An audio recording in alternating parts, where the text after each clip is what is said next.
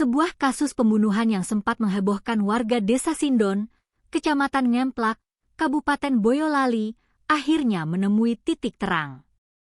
Kasus yang dikenal sebagai tragedi sate maut ini awalnya dipenuhi misteri saat seorang mertua meninggal dunia secara mendadak usai menyantap kiriman sate ayam.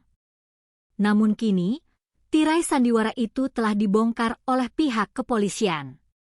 Sosok di balik aksi keji ini ternyata adalah orang terdekat korban, yaitu anak menantunya sendiri. Aparat kepolisian dari Polres Boyolali bergerak cepat mengusut kasus ini menggunakan metode Scientific Crime Investigation.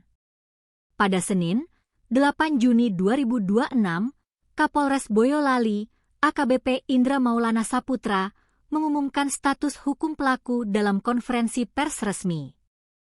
Polisi menetapkan seorang pria berinisial PW, berusia 40 tahun, yang merupakan anak menantu korban, sebagai tersangka tunggal dalam kasus pembunuhan berencana ini.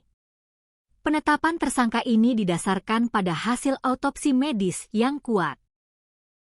Hasil forensik dan visum autopsi Lab 4 Polda Jateng pada tubuh korban ditemukan zat beracun tikus.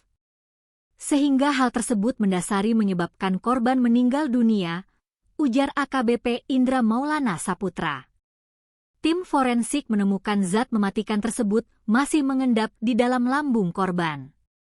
Tak hanya pada jasad korban, sisa sampel daging ayam yang ada di lokasi kejadian juga positif mengandung zat beracun yang sama.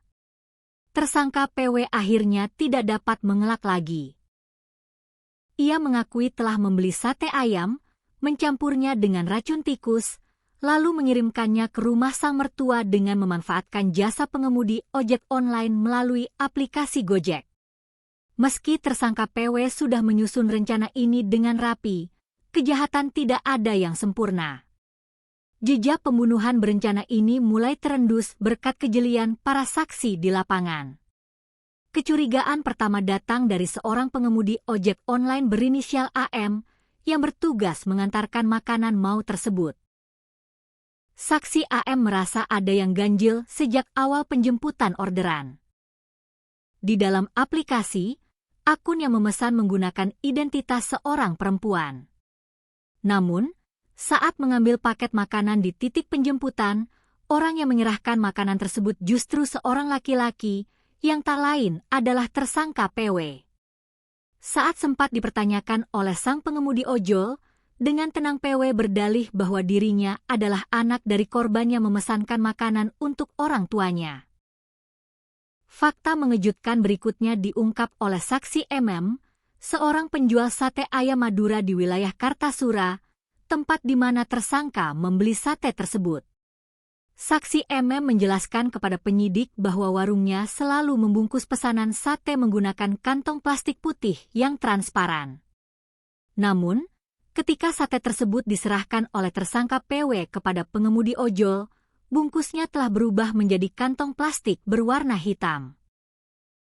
Polisi menduga kuat, pergantian bungkus plastik ini sengaja dilakukan oleh pelaku di suatu tempat setelah ia memasukkan racun tikus ke dalam bumbu sate. Langkah ini diambil sebagai upaya untuk mengaburkan asal-usul warung sate, sekaligus membangun alibi palsu. Lebih liciknya lagi, tersangka PW ternyata sengaja menggunakan akun aplikasi dan identitas milik adik iparnya yang berinisial LP. Rencana jahat ini sengaja dirancang agar jika sang mertua meninggal dunia, tuduhan dan kecurigaan polisi akan langsung mengarah kepada adik iparnya, bukan kepada dirinya. Kini, wajah sang menantu berdarah dingin itu telah terekspos jelas di depan hukum. Alibi rumit yang ia bangun demi mengambing hitamkan orang lain, runtuh seketika di hadapan bukti-bukti ilmiah dan kesaksian para warga. Tersangka PW kini mendekam di balik jeruji besi Mapolres Boyolali. Atas tindakan kejinya yang tega meracuni mertua sendiri, ia dijerat dengan pasal pembunuhan berencana dengan ancaman hukuman terberat, mulai dari penjara seumur hidup hingga hukuman mati.